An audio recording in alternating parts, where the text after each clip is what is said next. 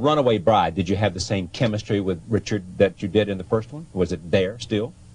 Well, it was different. I think Really? it was a little more mature. A little... Oh, we had two adults now. Yeah. Yeah. I can vote now. Take that. Well, take that. No, it's a big difference, 10 years. And I think that it was really bizarre, very kind of just ripe for Freudian analysis, I always thought. And ripe for Freudian analysis? Yeah. But again, the thing that I think really comes across as that people define as chemistry between Richard and I is again, it's that energy that flows between us that is just tangible. It just is really strong and apparent. And I think that's what makes this chemistry thing. Callahan was killed exactly as you said. I also checked on Verheek. According to the FBI, they found his body the day before yesterday in a hotel room very early in the morning. They said he'd been dead for at least 8 hours. That can't be. You want to talk about the brief? Everyone I've told about the brief is dead. I'll take my chances.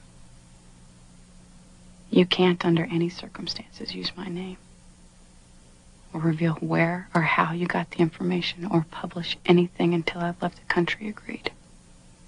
Unless I can convince you otherwise. Well, you can't. Man, he is good, isn't he? He's so good. Yeah. You want him to win the Academy Award? Yes. You do? Yes. Good for you. Yeah. I think he's, I mean, he won the Golden Globe, so he's got a shot. I handed it to him. That's I presented it to him. Yes. I loved it so much. Remember Alan Pakula, who tragically was killed on the Long Island Expressway? I loved him. Yeah. I did everything he told me.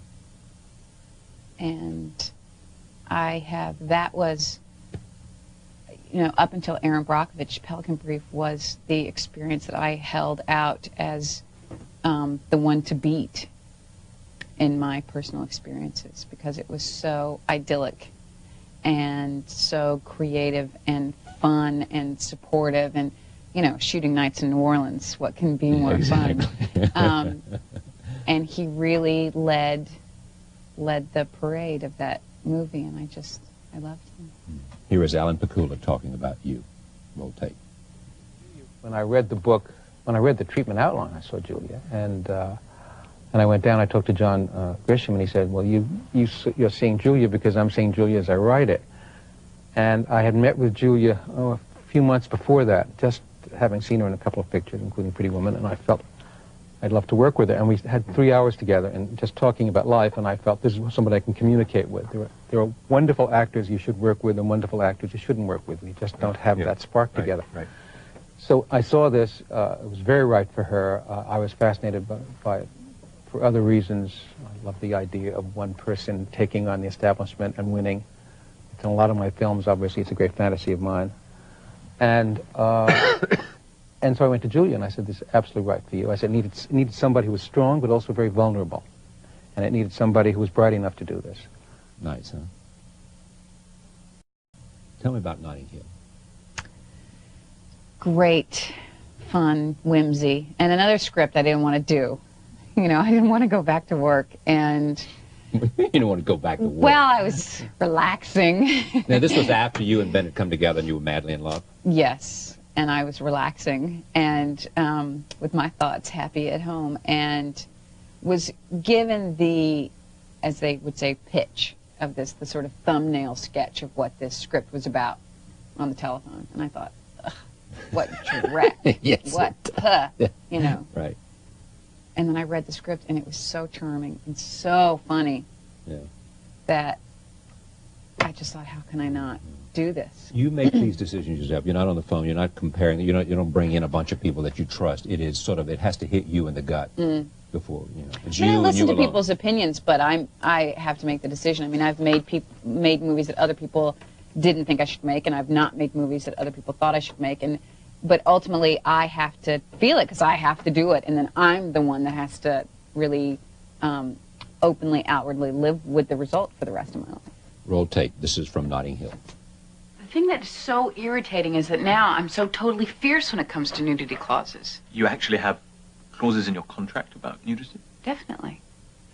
You may show the dent of the top of the artist's buttocks, but neither cheek. Or if there's a stunt bottom being used, artist must have full consultation. You have a stunt bottom? Well, I could have a stunt bottom, yeah. Wow, and are people tempted to go for better bottoms than their own? Yeah, I mean, I would. This is important stuff. Well, it's one hell of a job, isn't it? Hey, what do you put on your passport? Profession, Mel Gibson's bottom. Actually, Mel does his own ass work. Right. Why wouldn't he? It's delicious. What, the ice cream or Mel Gibson's bottom? Both, equally. We were talking about Rupert Everett, who's also recently was here. He's writing a script. He's written a couple of scripts, but isn't he writing something that he might want you to do or something? Yes, well, that's what he threatens. Are you going to do it or not do it? Yeah, if You it's don't- good. I tell yeah. him if it's no good, I won't do it. But yeah, no, he's working on something for us, and I just was talking to him the other day, and I'm constantly saying, you know, where is it? Where is it? It's coming. It's coming. Oh, yeah. Everyone's busy acting. But yeah, no, he's so smart and funny, and I love acting with Rupert so much that it would be great if he wrote something. Well, really you could good have had we that do role that together. Madonna had. Yeah, Hello. I mean, But there are lots of those Yeah. that comes and goes. Yeah. Other people. but I also thought that, you know, that was, you know, Rupert and I need to pick our next moment, and I think it needs to be very smart because the characters that we played, My Best Friend's Wedding, were such great characters, and their chemistry was so terrific, and that whole rapport. So we want to really find something that's really original and fabulous and interesting to do as our next foray. So you are the most powerful celebrity, somebody said. You have just made a movie that you love and think is your best work. You love spending time in New Mexico. You have a wonderful relationship that's nourishing for you. You're probably as happy as you've ever been. I saw a wonderful picture of you and your mom together. Where I guess you're everything that she dreamed you would be when you left Smyrna at 16 or 17 or 18 or whatever you were to come to New York. How do you use this power? What is it? What's the fantasy? Well, first of all, the idea of power is so abstract and unconscious. I'm not consciously powerful. I understand you don't sit around saying powerful, but you know. However, there is that a you do moment have the where, juice. as a responsible adult, Exactly. you have to acknowledge that Right. power. And you have to acknowledge that you have some kind of effect in the world, whether it be in your own home with your family or walking down the street and the person that comes up to you, even though you've got groceries hanging off you and the phone's going and the whole thing, you know.